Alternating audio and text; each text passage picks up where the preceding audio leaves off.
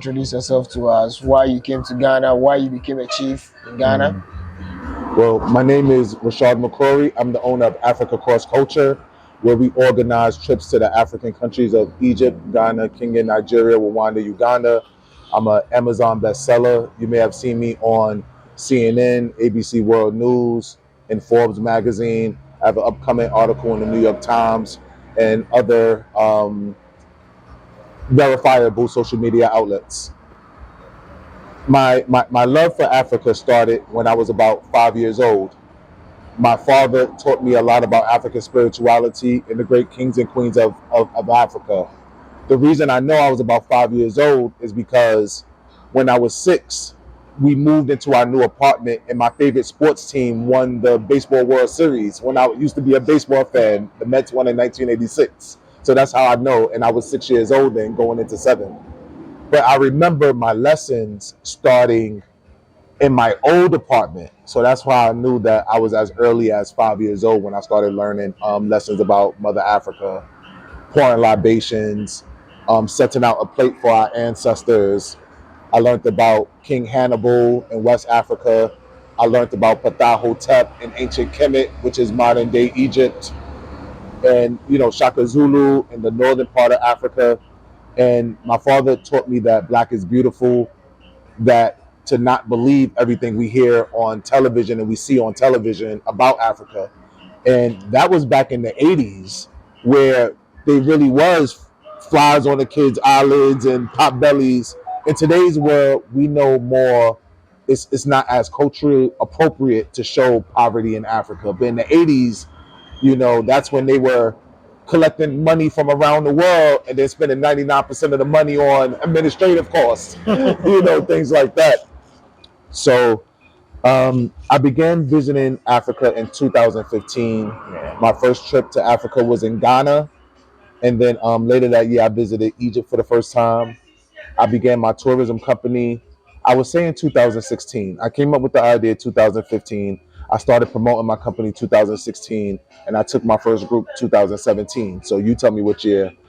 In the comment section, let me know what year you think my tourism company started.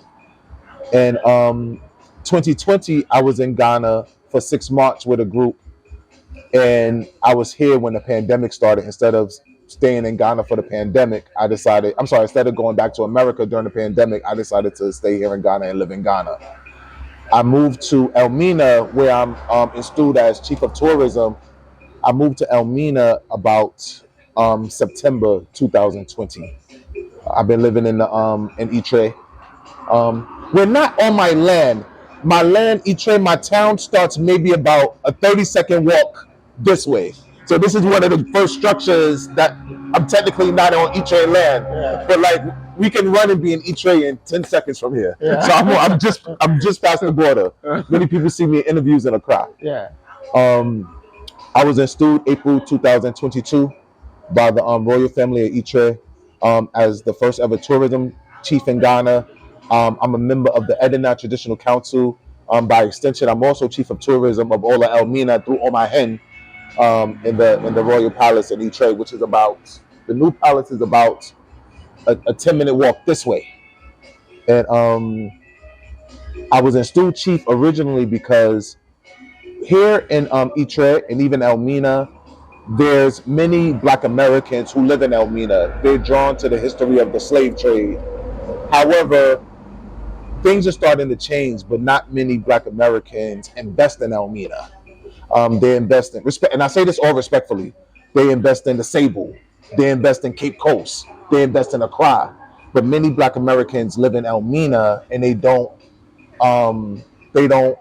coincide. I guess I don't know with Elminians. They don't invest in the land of Elmina.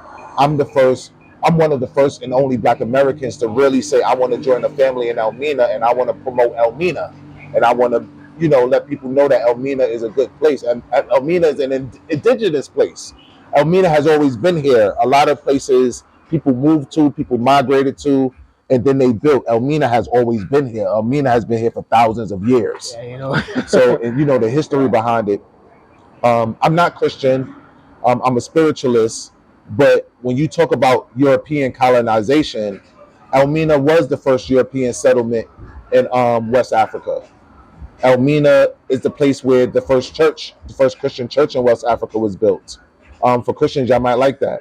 Elmina is the first, I say this again in colonization, in European history. Elmina is the place where the first ever school was built. You know, of course, we in Mother Africa, we had schools for tens of thousands, hundreds of thousands, millions of years.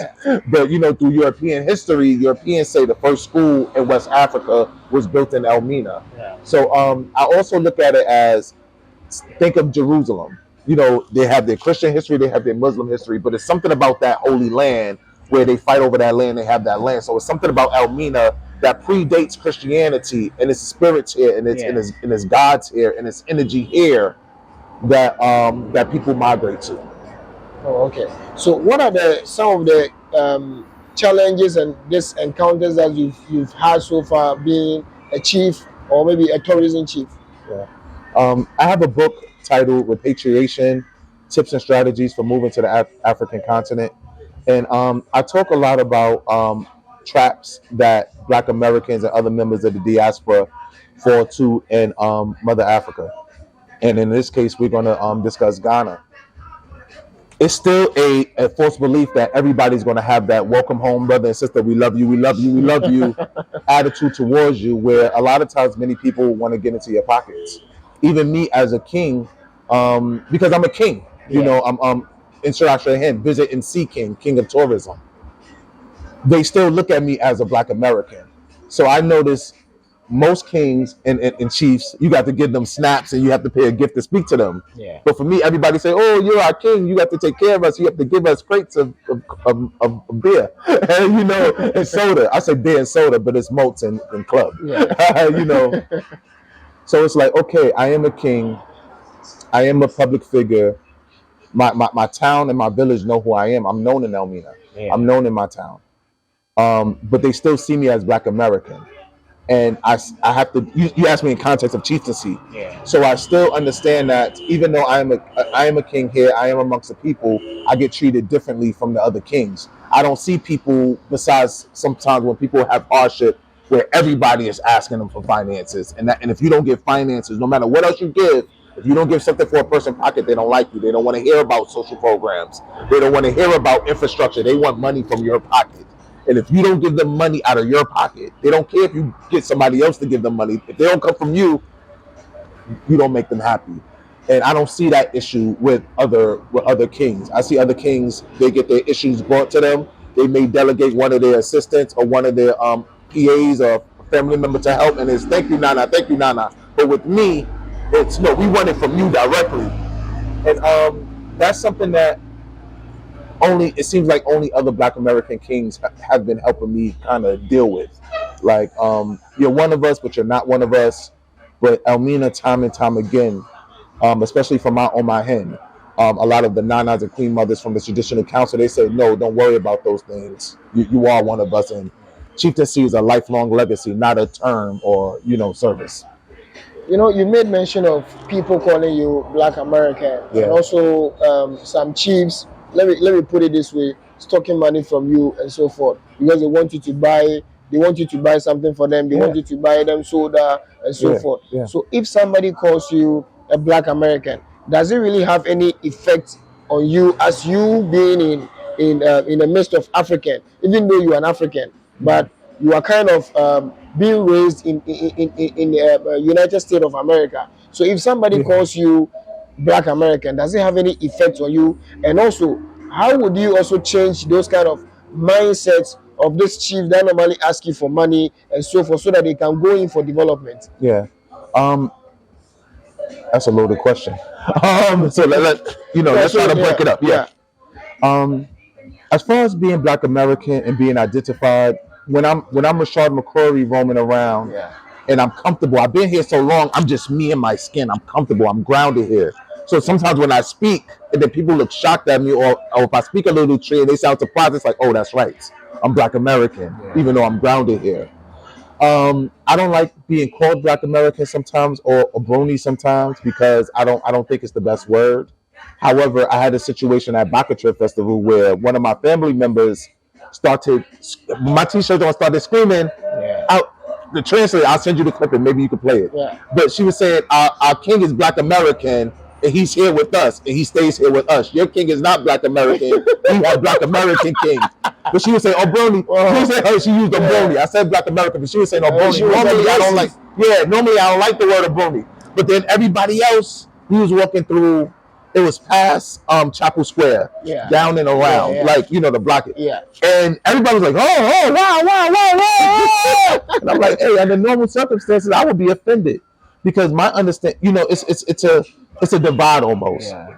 When unless they purposely insulting you, when Ghanaians say Obroni or Nigerians say their terms, Kenyans say their terms, as a Black American, you say that's a white man.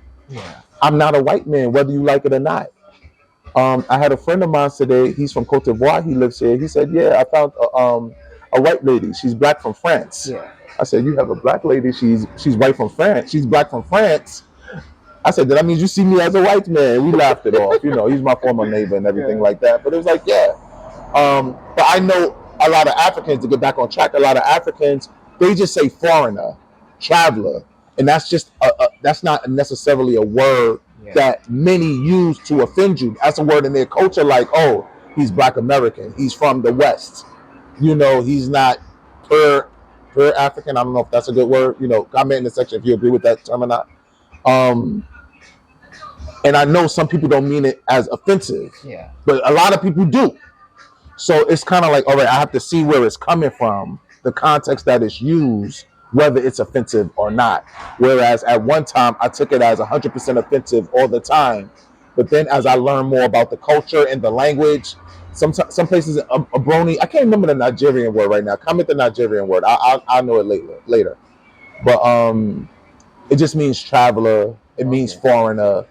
And sometimes as Black Americans, we're sensitive that we're from home. So while we still have to call ourselves foreigners when we are supposed to be home. And you had a part 2 of that question. So that's I think that's part 1. Part 2 is you changing the mindset of the chiefs that normally ask you for money instead of development. Yeah. And to make a little bit more clarity about that, we'll keep it at that. But I want to touch on, sometimes there's chiefs and community leaders who still out to try to take care of themselves because life is hard. Yeah. So a lot of times when they find an American, they find a sponsor, it's difficult for them to get on their feet first. Okay. And they don't know how to get on their feet first.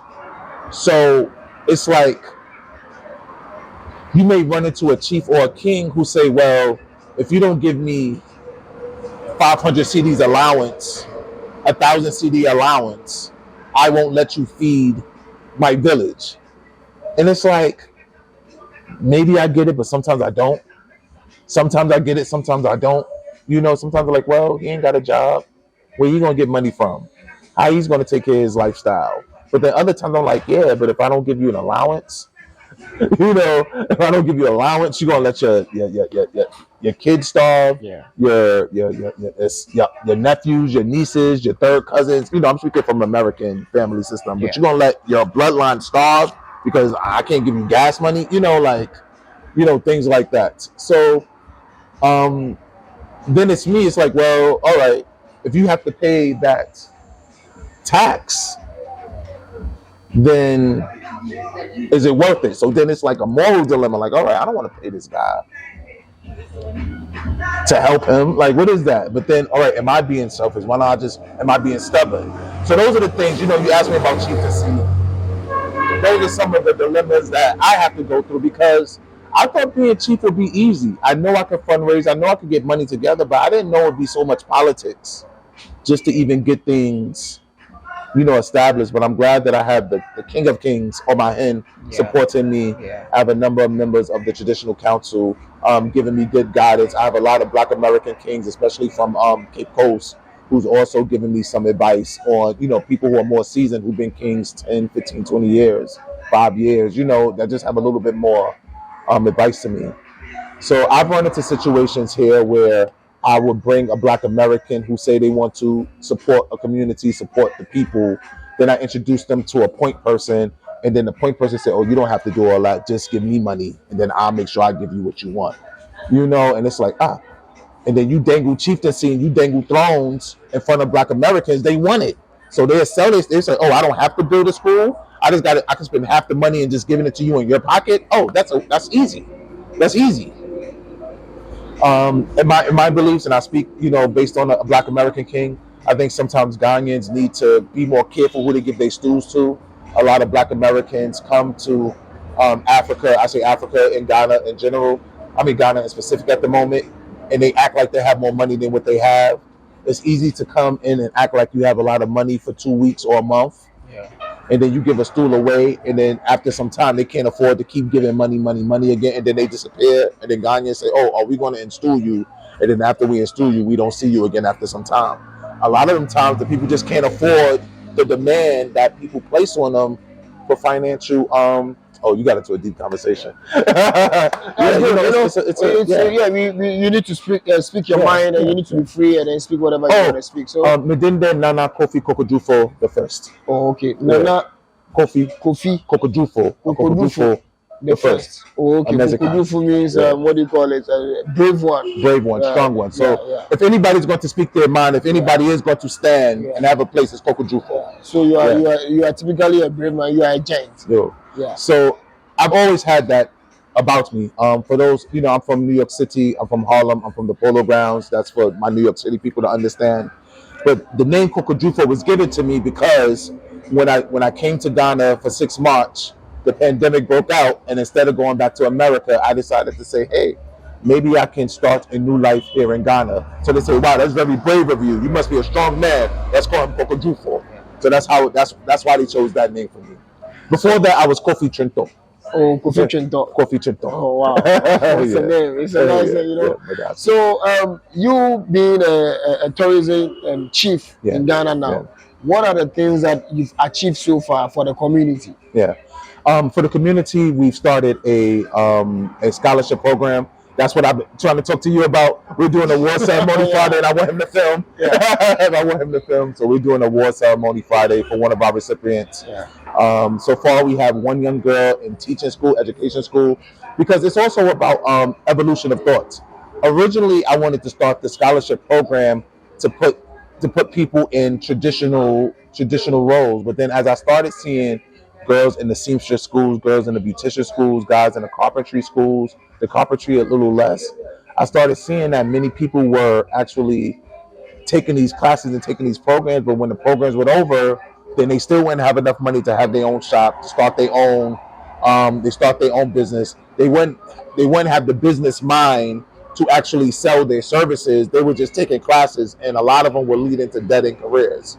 So you see, when you go through Ghana, you see all these little girls taking seamstress courses, but when they graduate, they don't have the money to open up a shop. They don't have the business sense to do their own books, to run their business. They don't have the clientele. They don't know how to develop the clientele, and then they just wind up going into that school circle. So what we decided to do was put people in more grounded programs like school teaching. We're looking into some nursing programs. We're looking into programs, graphic designing, tech, things that have more upside on a career, like something more career based more than even trade based, because a lot of times a lot of people do the same things and they don't lead to too much. Wow. So how do you approach decision in terms of making a fairness or maybe equality decision between two people that have issues to solve? It's about listening, seeing what agendas. A lot of people, they base their decisions on personal agendas, and that's something that has been difficult for me to understand. You talk about in terms of the scholarship, or just general issues that arise? Yes, general issue. Sometimes in African culture, two female can fight, and then the chief is responsible to solve all those problems and so forth. So if something comes like that in your community, how would you go about it? How would you solve it in terms of everybody to be fair, that this is what the chief is saying and everybody has to respect it? Usually we kind of delegate it. We, as elders and chiefs, we kind of come together, or if you ask one of us, we kind of sit and kind of see who's the person that's most equipped. If it's an issue within the youth, we may talk to our mente hen, or we may talk to our Saco hen, who's really close. If there's financial difficulties, we have certain breadwinners in the family. We may discuss those with the breadwinners of the family. If it's something that we really have a difficult time coming to an agreement upon, that's when we kind of hold larger meetings that we hope that eventually will lead to something where you can't please everybody all the time. And sometimes you have to be aware that some problems can divide communities easily, especially when money comes and involved. So everybody's on a level of growth, maturity, even us as chiefs, and even the elders late in age.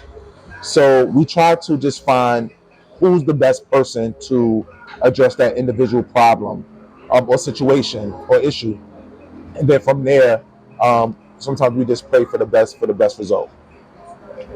So in such situation, have you ever ruled a case in your with your chieftaincy before? With some financial issues, there's some situations where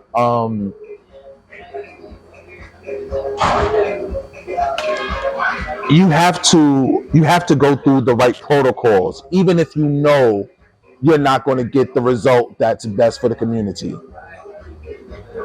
And there were times when I had to send people to talk to people that they was like, nah, they're going to say no, they're not going to help. And it's like, but you have to go to them first. And then only after you go to them 2 or 3 times, then they don't help. Then you can come back to me with evidence. You can come back to me, and then we can go another avenue, because you don't want anybody to say that you went around this person. So after a few attempts to get the person who's supposed to help, and then that person kind of didn't fulfill their duties, then we were able to get the person in a better situation by going around the person. But as long as we made that real attempt to go to the proper person, to go to the person we're supposed to go to in the protocol first, that's the advice that I gave them. It was like, okay, we both know, but you still have to go through things in protocol. And that's one of the things that I learned here. I'm from the United States. I was born and raised in New York City, Harlem, where hustlers come from. I have to hustle to eat eat what you kill. Hustle to survive. So I wake up when I want to. I go to bed when I want to. I do what I want to. So to be in a place now where I really have to ask for permission, and then I'm a visionary. I'm already ahead. Like I'm already like 3 years in the future, 5 years in the future. So then to kind of have to ask permission sometimes for people who don't have my level of vision, it's humbling. But I think that it really has, how do I say it? It really helped me become more shrewd, more political. I understand the American political system now. I understand, like, okay, if the president want to do this, he still has to talk to the Senate, and he still have to talk to the Republic. He can't, with a president, you still can't just do what you want. So then you have to dialogue and deliberate and give some, take some. You may not have everything that you want. You may have to give something that you don't want to get away. But as long as the common goal is met, it can't just be your way all the time. That's the difference between a democracy and a monarchy. A monarchy or a dictator, they can get what they want fast, but it don't last long. Democracy, when people all come to an agreement or majority rules, those things are usually slower to get things done, but they usually last a lot longer. I didn't want to talk about your tourism aspects, because I think that would be a separate topic altogether that we'll also tackle. So we are trying to consider the chieftaincy questions and so forth. In any community, there are a whole lot of issues within the community. And I think you might have seen something like that before in your community. So if something like that comes, how do you address issues within the community?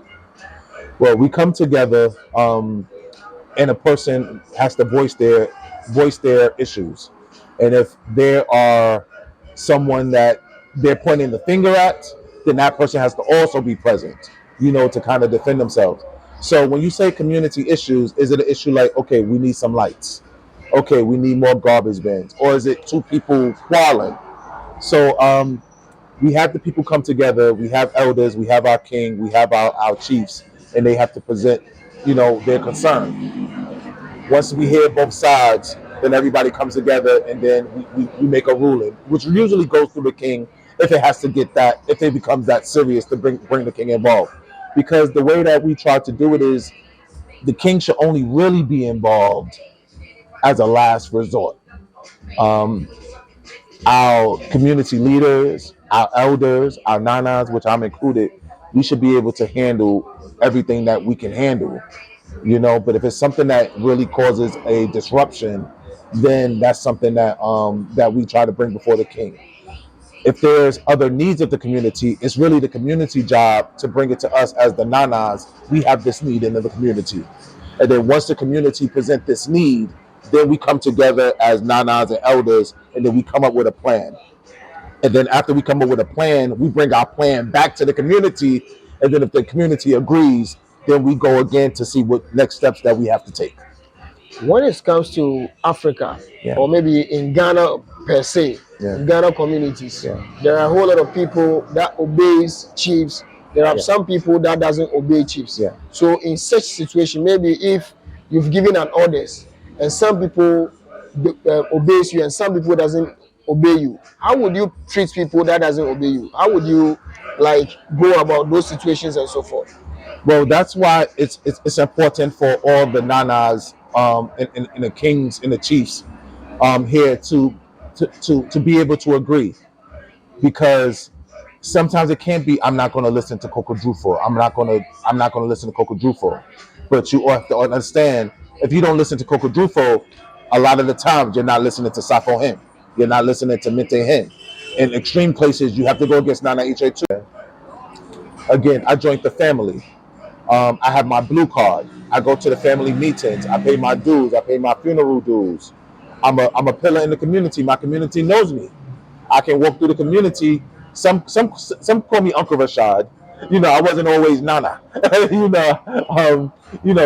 So things like that. But I'm not just a in and out chief. Meaning like I'm in town three times a year.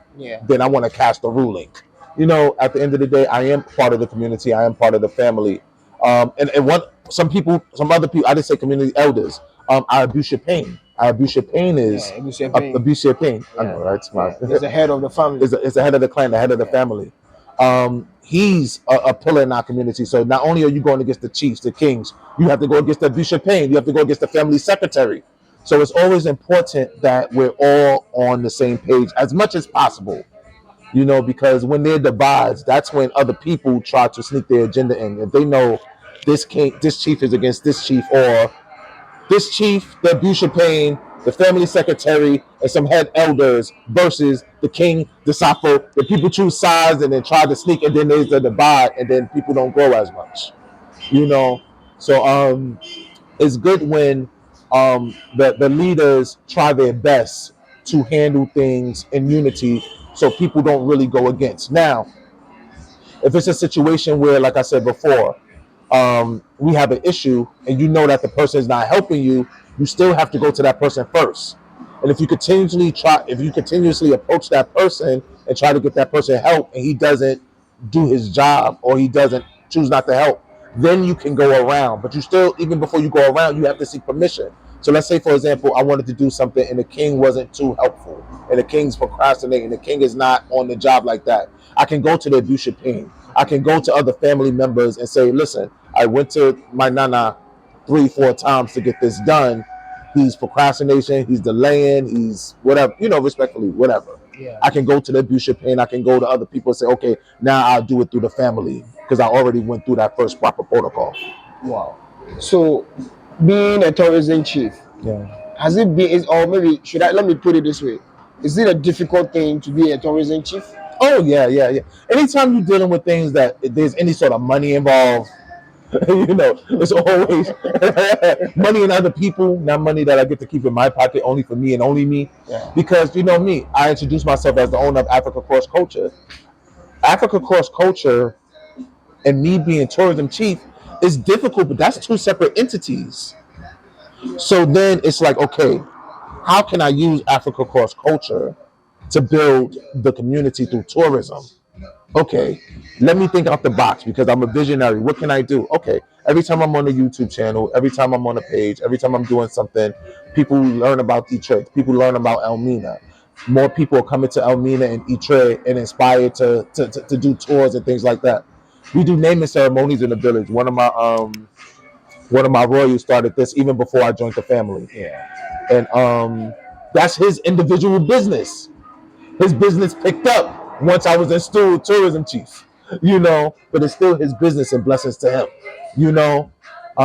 So when I say Itre, and when I used to say his name over and over again on my videos, people go look for him, his business picked up, So it takes a strong person to be able to say, oh, Nana Kokojufo promoting Itre, saying my name and telling people how to find me has built my business. Nana Kokojufo all over Elmina, you go on TikTok, you go on YouTube Shorts.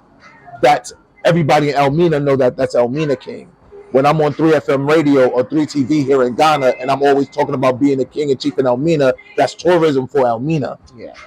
Then when somebody like me, but sometimes people, I'm Black American. How much money are you giving me in my pockets? So it's like, okay, how much do you understand branding? The benefits and the blessings of branding, the benefits and blessings of marketing, the benefits and blessings of word of mouth, of being seen. Elmina is a tourism town, is a tourism hub. That's why I take proudly, I was named the first ever chief of tourism. In Surah Shahin, chief of tourism. It's the very first. Ain't no event planning chief in Ghana. Yeah. I'm the first. Funny story, and it's not a bad story. It's just a funny story. It is. Yeah. It is an achievement. Yeah. Yeah. I was going to tell it, so I'm not going to tell that story. I'll tell it to you off camera. I don't think I want to tell it on camera. Wow. So, how would you advise your fellow African Americans and diasporas that are in the States to move to Africa or maybe to move to Ghana? Well, I wrote a book. I'm going to plug my book, Repatriation, Tips and Strategies for Moving to the African Continent. I'll ask him to put it in the description. Well, so I wrote a book, 386 pages, available on Amazon, Repatriation. And I wanted to model the book on the lessons I've learned and kind of like the pitfalls and traps that many people fall into. One of the common things that I talk about, I call it the 10 Commandments of Repatriation. And the first one is, no matter where you go, there you are. A lot of people think that the instant they move to the African continent, a beam of light is going to shoot on them, the ground is going to shake, and they're going to instantly become a better person. No, change takes time and development. For my spiritualists, maybe change is instant in the land of the spirit, but in the land of the physical, change takes time to develop. So, if you have problems in America, you're going to bring them to Africa. If you have a bad attitude in America, initially you're going to bring that bad attitude to Ghana. Let's say Ghana in this case. If you get in toxic relationships in America, you're going to find yourself in a toxic relationship here in Ghana. Another one, self-care is the best care. It's very easy to forget about yourself. Some people have what you may call a savior's complex. They want to save the world. They want to help everybody. They want to help a town, a village, a family, a person. They want to save somebody, but then they don't take care of their own well-being. So I also encourage people to take care of themselves. I think that's chapter 2. Self-care is the best care. We have strategy about money management. A lot of Americans go broke here in Ghana. A lot of Americans come out here and they lose all their money in Ghana because they come with a lump sum of money, and then after some poor investments, some over investments, having their money, we say chop, being overcharged, in and out, spending money, giving money away. Next thing you know, about a year later, they can't make money in America. A lot of business owners here in Ghana, a lot of Black American business owners in Ghana and other African continents, this is their very first time owning a business. So they may use their Social Security check. They may cash in their insurance policy. They may be ex-military and they be living on a military check. They may be living off their Social Security check. And after a while, it's not enough money for them to live.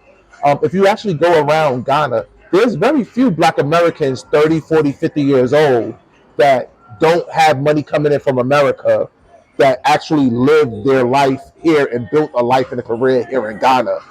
Most of the people you do come in and out, fly in and out.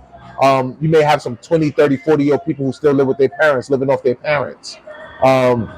Maybe you have ex-military getting their retirement checks and things like that. But you don't really find many Black Americans who grassroots built a business, built their livelihood. I want to say between 30 and 50. I'd be surprised if it's 100, 200 in the entire country. Ghana's the size of Oregon. You know, I'd be surprised if it's 50, 100, 200 people, men and women, 30, 40, 50 years old, self-reliant, solely on the African continent, that don't fly back and forth. So in the book, I give ideas on how to make money on the internet, whether it's day trader. I actually I'm a profitable day trader. After years of losing and learning and studying, I'm actually a profitable day trader now, which is great. I talk about things, I give ideas like drop shipping. I give ideas like, YouTubing, tourism. I give about 50 ideas of investments, business opportunities, and jobs that you may find in Ghana, with the understanding that don't expect to live an American lifestyle working a Ghanaian job unless you're a private contractor. So these are just things. One of my more popular chapters in the book is diasporans, Black Americans fight too. A lot of Black Americans come here and say, I'm Black American, you're Black American, we're friends and we're allies. No, Black Americans is out here cheating and scamming each other. Cheating and scamming each other too. A lot of diasporans are scamming Black Americans. A lot of Black Americans are scamming diasporans. A lot of Black Americans are scheming Ghanaians, acting like they have more money than what they really have. So the book will allow you, it's not a negative tone, but the book will allow you to be aware of many of the pitfalls and traps that diasporans and Black Americans run into. Anyway, I want to learn about the tourism because very soon I'm going into tourism. So there's another thing. As far as you are consulting, I could charge him a consulting fee. Oh no, guys, I'm not going to pay. I am not going to pay. We're going to barter. No, we're going to barter. I am not going to pay. He's going to film 8 shows for me for free. Yeah. So the fact that you are in Elmina, you are now an Elmina citizen. Yeah. Have you ever tasted a food in Elmina that you really like? All of them. And we can go back to tourism questions. I was just joking. I was just having fun. No, just tell me one food that you never liked in Elmina. Okay, everybody says fufu. I'm even viral on YouTube for fufu. But I like konkonte. Konkonte? Yeah, konkonte. Oh, okay. Which is similar to fufu, but it's cassava. It's more sweet. And I never had konkonte before until I moved to Elmina.